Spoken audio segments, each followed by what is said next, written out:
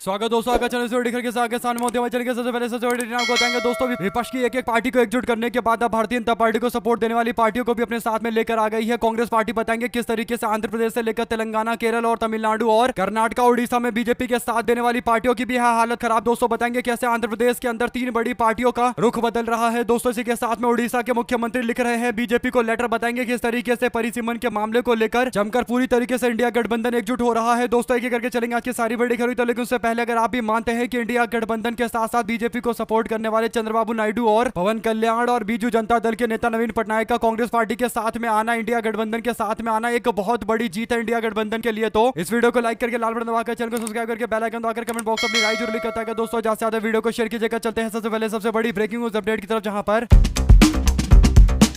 महिला आरक्षण के नाम पर परिसीमन करने की तैयारी कर रही भारतीय जनता पार्टी आज से संसद का विशेष सत्र बुला रही है। दोस्तों उससे पहले इंडिया गठबंधन की एक हाई प्रोफाइल बैठक होती है जिसमें सारे बड़े नेता मौजूद रहते हैं। राहुल गांधी और मल्लिकार्जुन खड़गे इस बैठक को लीड कर रहे होते हैं, जिसमें आम आदमी पार्टी से लेकर RJD, Shiv Sena, UBT, NCP, Sharad Pawar गुट और टीएमसी के लोग मौजूद रहते हैं। दोस्तों विपक्ष ने एक साथ मिलकर कहा कि हमें पता है कि महिला आरक्षण के नाम पर परिसीमन कराया जा रहा है और परिसीमन का पुरजोर तरीके से विरोध किया जाएगा और दक्षिण भारत के राज्यों के साथ हो रहे अन्याय के मामले को लेकर पूरी तरीके से इंडिया गठबंधन को एकजुट कर दिया गया है। दोस्तों और बड़ी बात यह है कि अब दक्षिण भारत से भी जोर जोर से आवाजें उठनी शुरू हो गई है। दोस्तों केंद्र सरकार संशोधन विधेयक लेकर आना चाहती है जिसमें केंद्र सरकार को 2/3 समर्थन की जरूरत है और 2/3 का समर्थन जुटाने के लिए अलग अलग पार्टियों का सपोर्ट बीजेपी को जरूरत है। दोस्तों ऐसे में भारतीय जनता पार्टी के साथ वाली जो विपक्षी पार्टियां हैं उनको साथ में लाने के एक जबरदस्त प्रयास करे जा रहे हैं। जो बड़ी अपडेट सामने आ रही है दोस्तों वो ये कि कर्नाटक, तेलंगाना और तमिलनाडु और केरला, पुडुचेरी के सारे नेता एकजुट होकर जोरदार तरीके से विरोध की बातें कर रहे हैं। यहां तक कि दोस्तों आज पूरे तमिलनाडु के अंदर काले झंडे हर घर पर दिखाए जाएंगे ताकि बीजेपी के खिलाफ जबरदस्त तरीके का विरोध किया जाए। डीएमके ने इसे बहुत बड़ा मुद्दा बनाया है। दोस्तों परिसीमन से दक्षिण भारत की लोकसभा की सीटें कम करने की एक बड़ी साजिश चल रही है। ऐसे में आंध्र प्रदेश के अंदर भारतीय जनता पार्टी की सहयोगी बुरी तरीके से फंस गई है। दोस्तों जो अपडेट है वो ये कि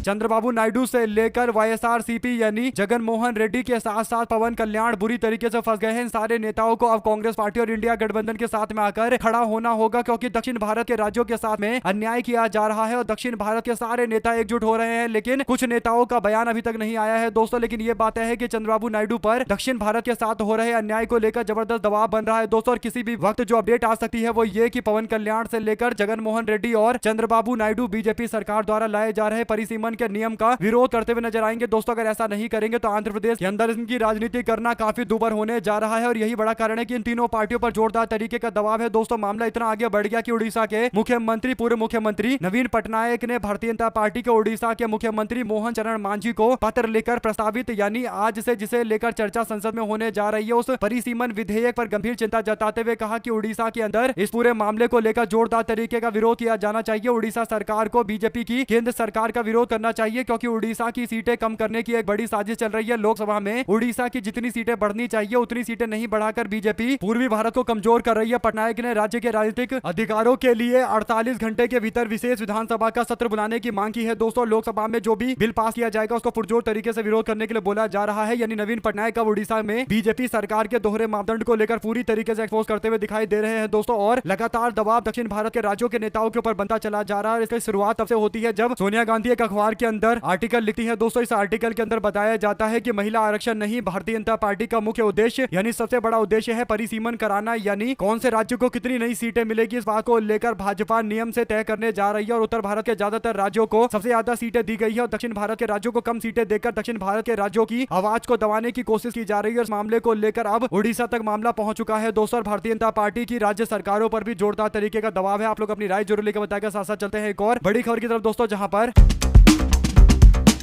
कर्नाटका के अंदर कांग्रेस पार्टी ने एक बड़ा फैसला लिया है। एमएलसी अब्दुल जब्बार को पार्टी से बाहर का रास्ता दिखाया गया है। कांग्रेस पार्टी ने विधानसभा के उपचुनाव के दौरान पार्टी विरोधी गतिविधि में शामिल होने के मामले को लेकर अब्दुल जब्बार जो कांग्रेस पार्टी के एमएलसी हैं दोस्तों उनको पार्टी से बाहर का रास्ता दिखाया गया है। आपको बता दें कि अभी हाल फिलहाल के अंदर देवनगेरे विधानसभा के उपचुनाव को लेकर चुनाव कराए गए थे और इस चुनाव के दौरान इन्होंने पार्टी के उम्मीदवार के खिलाफ काम किया था दोस्तों। और राजनीतिक सलाहकार है ये मुख्यमंत्री सिद्धरमैया के और इन पर ये जो कार्रवाई हुई है ये बहुत बड़ी कार्रवाई के तौर पर जानी जाएगी दोस्तों। ऐसे में कर्नाटका के अंदर अब्दुल अब्दुल जब्बार पार्टी के वरिष्ठ नेता थे, लेकिन इसके बावजूद इन्होंने टिकट बंटवारे के अंदर जिसकी मांग की थी उनको टिकट नहीं देने के बाद पार्टी विरोधी गतिविधि में शामिल हो गए थे और हराने की पूरी कोशिश की गई है। हालांकि नतीजे से पता चलेगा कि आखिर रिजल्ट क्या आए हैं, लेकिन कांग्रेस पार्टी ने बड़ी कार्रवाई की है अनुशासनहीनता के मामले को लेकर और अब्दुल जब्बार को पार्टी से ही निष्कासित कर दिया गया है। अब देखते हैं वो कौन सी पार्टी में जाते हैं और जिस तरीके से भी चुनाव के दौरान उन्होंने पार्टी विरोधी गतिविधि की, दोस्तों कहीं ना कहीं इस तरीके का एक्शन उन सारे नेताओं के ऊपर लिया जाना चाहिए जो पार्टी विरोध में काम करते हैं। जब किसी व्यक्ति को उम्मीदवार तय कर दिया गया है तो पूरी पार्टी को एकजुट होकर काम करना चाहिए, लेकिन पार्टी के उम्मीदवार को हराने के लिए सारे प्रयास करने वाले लोगों के खिलाफ इसी तरीके की कार्रवाई एकदम जायज है। इसे सीधे तौर पर पार्टी के अंदर मैसेज क्लियर जाता है कि जो पार्टी विरोधी गतिविधि में शामिल होगा उसके खिलाफ इसी तरीके के एक्शन होते रहेंगे। आप लोग अपनी राय जरूर लेकर बताएगा। दोस्तों चलते हैं एक और बड़ी अपडेट की तरफ, जहां पर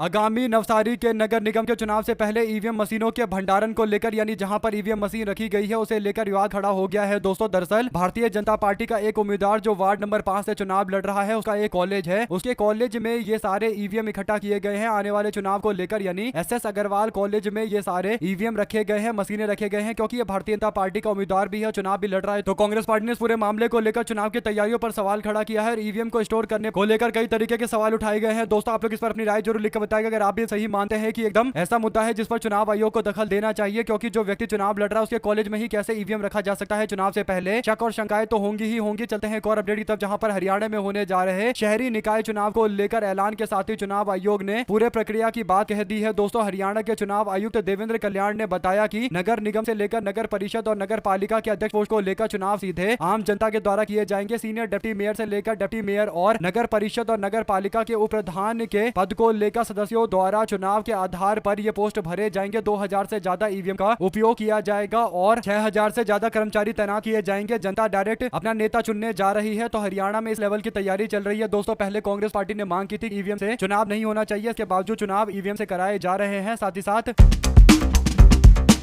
चुनाव के दौरान इलेक्शन कमीशन और पूरे प्रशासन के रवैये को लेकर ममता बनर्जी काफी नाराज है। दोस्तों ममता बनर्जी ने अपनी कार की जांच को लेकर बीजेपी और चुनाव आयोग पर तीखा हमला बोला है। उन्होंने बुधवार को इस्लामपुर के अंदर एक जनसभा को संबोधित करते हुए कहा कि अगर हिम्मत है तो मेरी गाड़ी तो रोज चेक करो, लेकिन प्रधानमंत्री की गाड़ी भी चेक करो, क्यों नहीं चेक करते हो? नरेंद्र मोदी की गाड़ी मेरी गाड़ियों में चेक करने के लिए या टीएमसी के नेताओं कार्यकर्ताओं के गाड़ियों को चेक करने के लिए, उनको डराने धमकाने के लिए सारे अधिकारी मौजूद रहते हैं, लेकिन जब बात नरेंद्र मोदी के गाड़ी को चेक करने की आती है तब चुप्पी साध कर बैठ जाते हैं। ममता बनर्जी के मुताबिक दमदम के एयरपोर्ट के पास उनकी गाड़ी की चेकिंग की गई, जांच की गई। उन्होंने कहा कि मेरे पास छिपाने के लिए कुछ भी नहीं है। साथ ही उन्होंने सवाल उठाया कि केवल चुनिंदा नेताओं को ही निशाना बनाया जा रहा है। ममता बनर्जी ने कहा कि बीजेपी की राजनीति अब सिर्फ और सिर्फ चुनाव तक सीमित नहीं है, बल्कि बंगाल को अस्थिर करने की एक बड़ी साजिश चल रही है। बीजेपी को चेतावनी देते उन्होंने कहा कि गिरफ्तारी की धमकी और डराने की राजनीति यहाँ काम नहीं आएगी। और ममता बनर्जी ने दावा किया कि कोलकाता एयरपोर्ट जाते समय केंद्रीय बल ने उनकी गाड़ी को रोककर जांच की और जानबूझकर निशाना बनाया गया। उन्होंने कहा कि मेरे पास छुपाने के लिए कुछ भी नहीं है। बीजेपी के राजनेता केवल और केवल राजनीति नहीं कर रहे, बल्कि बंगाल को अस्थिर करने की कोशिश कर रहे हैं और इसीलिए मेरे खिलाफ इस तरीके की बड़ी साजिश बड़े लेवल पर चल रही है। साथ साथ दोस्तों ममता बनर्जी के इन बयानों से तय है कि चुनाव आयोग के काम करने के तरीके काफी ज्यादा नेगेटिव चल रहे हैं आजकल बंगाल में, और इन्हीं बातों को जोर शोर से उठाया जा रहा है। साथ साथ चलते हैं एक और अपडेट की तरफ दोस्तों, जिसमें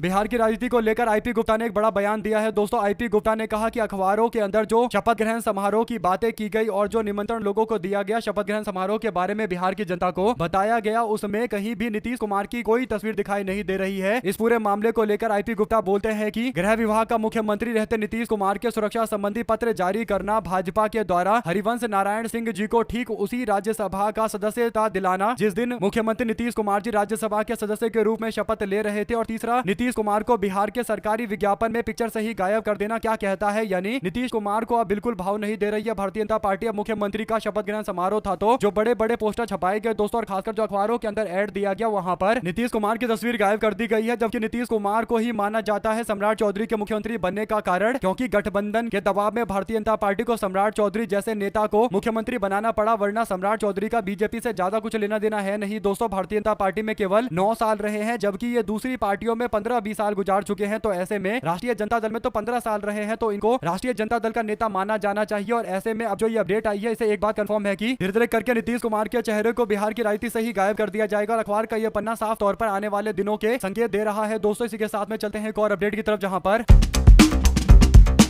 कांग्रेस पार्टी के नेता पवन खेड़ा को सुप्रीम कोर्ट से बड़ा झटका लगा है दोस्तों। शीर्ष अदालत ने तेलंगाना के उच्च न्यायालय के उस आदेश पर रोक लगा दी है जिसमें पवन खेड़ा को 1 सप्ताह के लिए ट्रांजिट अग्रिम जमानत दी गई थी, यानी एंटीसिपेटरी बेल दिया गया था। और ये मामला असम के मुख्यमंत्री हिमंता बिस्वा शर्मा और उनकी पत्नी पर लगाए गए आरोप से जुड़ा हुआ है। दरअसल दोस्तों एफआईआर दर्ज की गई थी पवन खेड़ा के खिलाफ और उनको गिरफ्तार करने के लिए असम की पुलिस को दिल्ली भेजा गया था, लेकिन पवन खेड़ा ने तेलंगाना के हैदराबाद में जाकर शिकायत दर्ज करवाई और तब जाकर उन्होंने याचिका में मांग की कि उनको असम पुलिस की एफआईआर से छूट मिलनी चाहिए, गिरफ्तारी पर छूट मिलनी चाहिए और इसीलिए ट्रांजिट रिमांड पर छूट दी गई। असम के मुख्यमंत्री हिमंता बिस्वा शर्मा की पत्नी के ऊपर भी उन्होंने गंभीर आरोप लगाए थे दोस्तों। Justice JK. महेश्वरी और जस्टिस ए.एस. चंदूरकर की पीठ ने असम सरकार द्वारा दायर की गई याचिका पर सुनवाई करते हुए पवन खेड़ा और अन्य को नोटिस जारी करते हुए उनका जवाब मांगा है। अदालत ने स्पष्ट किया कि फिलहाल हाईकोर्ट का आदेश प्रभावी नहीं रहेगा और मामले की अगली सुनवाई 3 सप्ताह के बाद होगी। ऐसे में दोस्तों पवन खेड़ा की मुश्किलें लगातार बढ़ती चली जा रही है। आप लोग अपनी राय जरूर लिखकर बताएगा, यानी कोशिश तो कर रही है बीजेपी सरकार की गिरफ्तार किया जाए और अब जो सुप्रीम कोर्ट से कहीं ना कहीं झटका लगा है पवन खेड़ा को, तो हो सकता है इस मामले को वापस से सुप्रीम कोर्ट के अंदर ले जाए और रिव्यू पिटीशन दायर कर दे। साथ साथ बिहार के मुख्यमंत्री सम्राट चौधरी की अगुवाई में बिहार में नई सरकार का गठन शुरू हो गया है दोस्तों। अब मंत्रियों के बीच में विभागों के बंटवारे को लेकर नई अपडेट आई है। सीएम सम्राट चौधरी ने अपने पास कई अहम विभाग रखे हैं जिसे प्रशासनिक मजबूती के संकेत मिले हैं दोस्तों। सीएम सम्राट चौधरी ने अपने पास सामान्य प्रशासन और गृह मंत्रालय के साथ साथ निगरानी और निर्वाचन समेत कुल 29 विभाग रखे हैं और 2 उप मुख्यमंत्री जनता दल यूनाइटेड के बनाए गए हैं। एक विजय कुमार चौधरी जिनको जल संसाधन और संसदीय कार्य, सूचना और जनसंपर्क और भवन निर्माण के साथ साथ अल्पसंख्यक कल्याण और 10 अन्य विभाग दिए गए हैं। साथ ही एक और डिप्टी सीएम बनाए गए हैं विजेंद्र प्रसाद यादव जिनको ऊर्जा योजना, विकास, मद्य निषेध के साथ साथ उत्पादन और निबंधन समेत कुल 8 विभागों की जिम्मेदारी दी गई है। मंत्रिमंडल सचिवालय विभाग की तरफ से जारी की गई सूची के अनुसार मुख्यमंत्री सम्राट चौधरी के पास कई सारे बड़े मंत्रालय हैं। खासकर दोस्तों गृह मंत्रालय को लेकर चर्चा चल रही थी कि क्या गृह मंत्रालय उनके पास रहेगा या जेडीयू अपने पास ले लेगी, लेकिन अब जो अपडेट है वो ये कि गृह मंत्रालय इन्हीं के पास रहेगा। आप लोग इस पर अपनी राय जरूर लेकर बताएगा। साथ साथ चलते हैं एक और अपडेट की तरफ दोस्तों, जिसमें असम के विधानसभा में विपक्ष के नेता देवव्रत सैकिया ने चुनाव आयोग को पत्र लिखकर काफी गंभीर आरोप लगाए हैं दोस्तों। उन्होंने कई विधानसभा क्षेत्र के अंदर स्ट्रॉन्ग रूम की सुरक्षा में गंभीर सेंधमारी के आरोप लगाए हैं दोस्तों। सैकिया ने मुख्य निर्वाचन अधिकारी अनुराग गोयल को लिखे पत्र में नाजिरा सहित अन्य निर्वाचन क्षेत्र के अंदर जो तरीके अपनाए जा रहे संरक्षण करने के वो चुनाव आयोग के नियमों के अनुसार नहीं है और एक तरीके से कॉम्प्रोमाइज किया जा रहा है, समझौता किया जा रहा है ईवीएम के साथ में। ऐसे गंभीर आरोप लगाए गए हैं। पूरे मामले पर जांच पड़ताल करने के लिए चुनाव आयोग को पत्र लिखा गया है दोस्तों। देखते हैं चुनाव आयोग इस पर क्या कोई जांच बिठाता है या फिर मामले को ऐसे ही ठंडे बस्ते में डाल दिया जाएगा। साथ ही साथ तमिलनाडु के विधानसभा चुनाव से पहले मद्रास उच्च न्यायालय यानी मद्रास के हाईकोर्ट के अंदर आयकर विभाग को उदयनिधि स्टालिन की संपत्ति घोषणाओं में कथित विसंगतियों के प्रारंभिक जांच करने के एक निर्धारित समय सीमा के भीतर रिपोर्ट देने का आदेश जारी किया गया है दोस्तों। मुख्य न्यायाधीश अरविंद धर्म अधिकारी और न्यायमूर्ति जी अरुल मुरुगन की श्रेणी की पीठ ने आयकर महानिदेशक यानी जो डीजी है आयकर विभाग के दोस्तों उनसे 20 अप्रैल तक जांच की रिपोर्ट देने के लिए बोला गया है। याचिकाकर्ता के अनुसार इस विसंगति में पहले घोषित संपत्तियों को गायब किया गया और इसके बाद और भी कई तरीके के आरोप लगाए गए हैं। कुल मिलाकर तमिलनाडु में चुनाव चल रहा है दोस्तों, 23 तारीख को वोट डाले जाएंगे। उसके पहले अचानक से आईटी विभाग से मांगा जा रहा है रिपोर्ट की जांच करके बताइए कि इसमें क्या कोई लेन देन में गड़बड़ी हुई है। कुल मिलाकर दोस्तों सारे प्रयास किए जा रहे हैं कि तमिलनाडु के चुनाव के अंदर तमिलनाडु के जो बड़े बड़े नेता है डीएमके के नेता एमके स्टालिन और उनके बेटे उदयनिधि स्टालिन है, दोनों के ऊपर कुछ ना कुछ किसी न किसी तरीके से लोगों के मन में एक शंकाएं डाली जाए कि लोग भ्रष्ट है और उसके बाद इसका फायदा एआईए, डीएमके और बीजेपी को मिलेगा। दोस्तों कुल मिलाकर चुनाव चल रहे हैं और जो ये नतीजे सामने आए हैं, खासकर ये जो आदेश दिया गया है कोर्ट के द्वारा और इसकी जो टाइमिंग है वो चुनाव के बीच की टाइमिंग है, तो सवाल काफी गंभीर खड़े होते हैं। आप लोग इस पूरे मामले पर क्या कुछ कहना चाहते हैं लिखकर जरूर बताएगा। साथ साथ चलते हैं एक और अपडेट की तरफ दोस्तों, जिसमें आम आदमी पार्टी के राज्यसभा के सांसद राघव चड्ढा को पंजाब सरकार द्वारा दी गई Z+ कैटेगरी की सुरक्षा वापस ले ली गई। तो अब इस मामले पर नई जानकारी आई है, यानी पंजाब सरकार द्वारा दी गई Z+ कैटेगरी की सिक्योरिटी वापस लेने के बाद अब केंद्रीय गृह मंत्रालय यानी अमित शाह के मंत्रालय ने Z कैटेगरी की सिक्योरिटी दी है और पंजाब, दिल्ली और कई जगह पर इनको सुरक्षा मुहैया करवाई जाएगी। दोस्तों बड़ी बात यह है कि इन्हें लेकर दावा किया गया कि इनकी सुरक्षा में सेंधमारी की जा सकती है, इनको बहुत बड़ा खतरा है और इसीलिए सुरक्षा केंद्र सरकार दे रही है। लेकिन अमूमन ऐसा देखा जाता है कि जो भी बीजेपी के समर्थन में बोलता है या भाजपा के खिलाफ लोगों के खिलाफ बोलता है, उनके समर्थन में बीजेपी उतरती है और उनको जरूर सुरक्षा मुहैया करवाती है और ये कहीं ना कहीं उसी तरीके का एक मामला सामने आता है। आप लोग इस पर अपनी राय जरूर लिखकर बताएगा। साथ साथ दोस्तों उमर अब्दुल्ला की जमकर तारीफ हो रही है। अपडेट यह है कि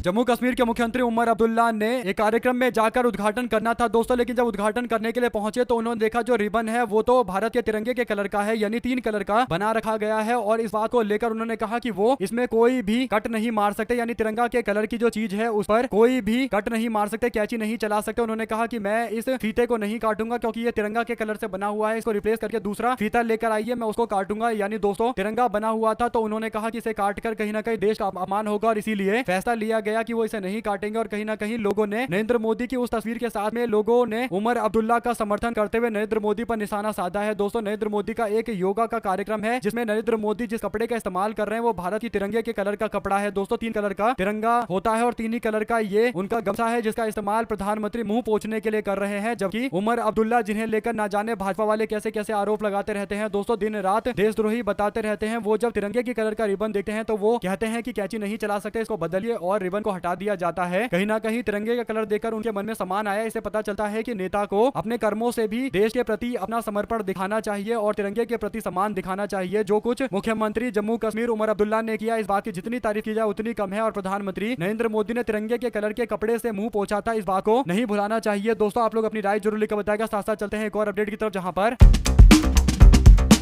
दिल्ली आबकारी नीति मामले को लेकर आम आदमी पार्टी के राष्ट्रीय संयोजक और दिल्ली के पूर्व मुख्यमंत्री अरविंद केजरीवाल ने बुधवार को दिल्ली हाईकोर्ट के अंदर एक नया अतिरिक्त हलफनामा दाखिल किया है दोस्तों, यानी एडिशनल एफिडेविट दिया है। इसमें उन्होंने जस्टिस स्वर्णकांत शर्मा के बच्चों के केंद्र सरकार के पैनल के वकील होने और उन्हें मिलने वाले केसों का विस्तृत ब्यौरा दिया है। उन्होंने बताया है कि केंद्र सरकार जो वकीलों की एक फौज तैयार करती है जो केंद्र सरकार के काम को डिफेंड करते हैं अलग अलग कोर्ट के अंदर, यानी उसकी रक्षा करते हैं, केंद्र सरकार के पक्ष में अपना रुख रखते हैं, ऐसे पैनल के अंदर जिन वकीलों को नियुक्त किया गया है उसमें दिल्ली हाईकोर्ट की जज स्वर्णकांता शर्मा के परिवार के लोग हैं, उनके बेटे हैं। और अगर किसी के परिवार का कोई व्यक्ति केंद्र सरकार से फायदा ले रहा है तो वो व्यक्ति कैसे केंद्र सरकार की विचारधारा या आरएसएस की विचारधारा से इतर काम कर सकता है। यानी अरविंद केजरीवाल मांग कर रहे हैं कि उनके खिलाफ जो केस चल रहा है हाईकोर्ट में, उस हाईकोर्ट के जज के तौर पर स्वर्णकांता शर्मा अपने आप को अलग करे। वो चाहते हैं कि कोई और जज इसकी सुनवाई करे और इसके पीछे जो उन्होंने कारण बताए हैं दोस्तों एकदम सही कारण बताए हैं। और अगर आप भी मानते हैं कि बिल्कुल सही बात है और इस पर ध्यान देना चाहिए, स्वर्णकांता शर्मा के साथ में बहस के दौरान अरविंद केजरीवाल जो तथ्य दे रहे हैं, जो दावे कर रहे हैं, वो एकदम सही है दोस्तों। और आरटीआई कानून से पता चला है कि स्वर्णकांता शर्मा के परिवार के लोगों को जमकर समर्थन मिल रहा है, उनको जमकर केस दिए जा रहे हैं, कई तरीके के केस दिए जा रहे हैं दोस्तों। साथ साथ केरल के अंदर मतदान के आंकड़े की घोषणा में देरी, कांग्रेस पार्टी और सीपीआई ने चुनाव आयोग पर उठाए कई सारे सवाल। दोस्तों जो अपडेट है वो ये कि केरल के विधानसभा चुनाव को लेकर चुनाव खत्म होने के 1 सप्ताह होने के बावजूद अभी तक अंतिम आंकड़े जारी नहीं किए गए हैं। मतदान के अंतिम आंकड़े को लेकर विपक्ष लगातार परेशान चल रहा है। विपक्ष ने कहा कि 9 अप्रैल को चुनाव हुए थे और आज लगभग 7 दिन पूरे हो गए और इसके बावजूद अभी तक चुनाव का अंतिम आंकड़ा जारी नहीं किया गया। केरल के मंत्री और सीपीआई-एम के नेता वी शिवनकुटी ने इस देरी को लेकर कहा कि ये तो असामान्य देरी की जा रही है, या ना ऐसा अमूमन होता नहीं है। 4 दिन बीत चुके हैं, उसके बावजूद मतदान के आंकड़े नहीं दिए गए। ये कुछ दिन पहले बोला गया था दोस्तों, अब तो 7 दिन बीत गए हैं और इससे पहले कांग्रेस पार्टी सवाल उठा रही थी और अब लेफ्ट पार्टी के मंत्री भी कई तरीके के सवाल उठा रहे हैं। और ईवीएम वोटों, सेवा वोटों और डाक मतपत्र और घर में डाले गए मतपत्रों के विवरण को मिलाकर एक रिपोर्ट तत्काल जारी किया जाना चाहिए। आखिरकार बताना चाहिए कि कितने वोट पड़े हैं। कुल मिलाकर दोस्तों 7-8 दिन का टाइम हो चुका है, इसके बावजूद नहीं बता पा रहे कि आखिर कितने वोट पड़े हैं। और ये इतना गंभीर मामला है दोस्तों जिस पर चुनाव आयोग बिल्कुल ध्यान नहीं देता। जब चुनाव आयोग से ऐसी बातें की जाती है कि आप इतना टाइम क्यों लेते हो बताने के लिए, जब कहते हो कि ईवीएम का इस्तेमाल इसलिए करते हैं ताकि तेजी से गिनती हो सके, तो फिर ईवीएम के इस्तेमाल से क्यों नहीं अभी तक आंकड़े आ पा रहे कि कितने लोगों ने वोट डाला है और कितने % लोगों ने अंतिम वोट डाला है, यानी पूरा कैलकुलेट क्यों नहीं कर पा रहे हो। यानी दोहरे मापदंड दिखाई देते हैं दोस्तों। इस मामले को लेकर आप लोग क्या कहना चाहते हैं लिखकर जरूर बताएगा। साथ साथ चलते हैं एक और बड़ी अपडेट की तरफ, जहां पर 23 अप्रैल को पहले चरण के मतदान के लिए मुर्शिदाबाद के अंदर अधिकतम सुरक्षा बल तैनात किए गए और सूत्रों के अनुसार पहले चरण के लिए गठित 2407 बल कंपनियों में से 316 यानी 13% को मुर्शिदाबाद में अकेले तैनात किया गया है। जो रिपोर्ट है वो ये कि